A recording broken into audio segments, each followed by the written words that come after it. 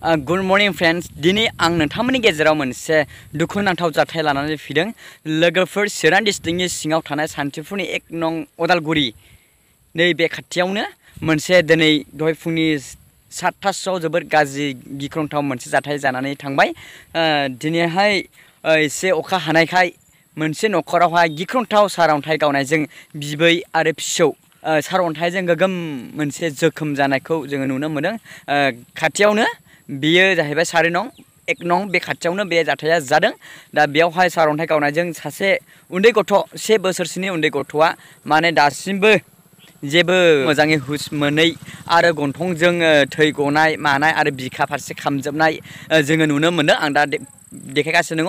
बिनिफ्राय बिबै 60-65 बोसोरसोनि बियोबो दासिमबो इसिबां माने मोजां रायलायनो हायै बेबायदि अबस्था जानानै दङ। स' लोगोफोर बेबायदि सारअन्थाइजों जानांनाय आबै आरो बे उन्दै गथ' 1 बोसोरनि गथ' बिथांमोननि बेबायदि जानायाव आरो जों बे गामिनिफ्राय गासिबो दुखु फोरमायदों। कारेन्ट कुनजुमारखौ गावदों। बे कारेन्ट कुनजुमारावनो बिबै फिसौ जि बानानै दङमोन, बे बाना थानाय बिबैया आरो फिसौ सानैबो एसे सिरियास जादों आरो खाथियाव बिबौ दंमोन, नाथाय बिबौआ जेबो जायाखै आरो बिनि बादैबो गथ'नि बिमा आरो गुबुना बेयाव गैयामोन होननानै मिथिनो मोननाय जादों। बुस्थुआनो नै बिजों गावदों नै बिजों ओमफ्राय बावनो बामनानै गथ' बामनानै जिरायदों बुरिया। नैफायनो बेयावनो बामनानै जिरायदों। थाल्ला मानसिखौनो गावखादों, बिदि जाखादों गिलु बालुनो। ओमफ्राय इसो बाव थांखो ना माखो डाइरेक्ट गोग्लैखादों ना बेहाय गावजानायफ्रा?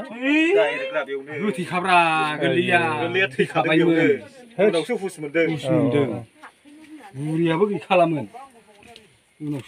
जाथाय जाखांनाय लोगो लोगो गामिनि रायजो राजाफ्रा फैनानै बे गथ' आरो बिबैखौ थिखांनानैहाय देहा फाहामसालियाव लांनाय जाबाय। दायो काजलगाव सोमला हस्पिटालाव दङ होननानै खबर मोननाय जादों।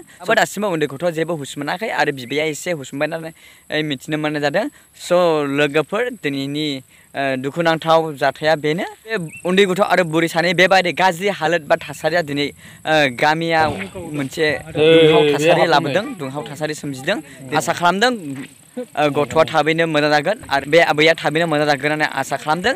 जोखोम जानाय आबैखौ लावगि होननानै बुंनाय जायो आरो उन्दै गथ'खौ इसाहाक होननानै मिथिनो मोननाय जादों। बिदि जाथाया दिनै जोंनि ओनसोलाव मोनसे गाज्रि बेबायदि गिख्रंनाय मोनसे लाबोदों। नाहर गाइस, बे मोनसे औवाबारि बारनानैनो बे जाथाया जादों। इसिबां गोजान नङा, इसिबां माने गोजानाव नङा, खाथियावनो बे जाथाया जानानै थांबाय। लोगोफोर दिनैनि भिडिअआ बेखिनिसै। भिडिअखौ मोजां मोनदोंब्ला लाइक, शेयार, कमेन्ट खालामो। दाबाव बेबायदि नोंथांमोना भिडिअ मोनबाय थानो थाखाय आंनि चेनेलखौ साबस्क्राइब खालामना ला।